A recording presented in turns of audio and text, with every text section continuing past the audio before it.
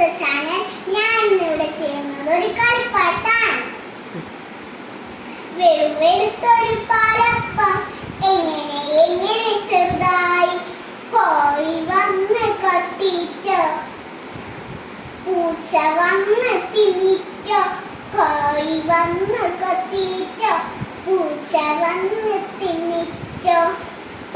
പതുത്തൊരു പാലപ്പം എങ്ങനെ ചെറുതായി കാക്ക വന്ന് കൊത്തിച്ചോ, ഉറുമ്പ് വന്ന് തിന്നിച്ചോ, കാക്ക വന്ന് കൊത്തിച്ചോ, ഉറുമ്പ് വന്ന് തിന്നിച്ചോ.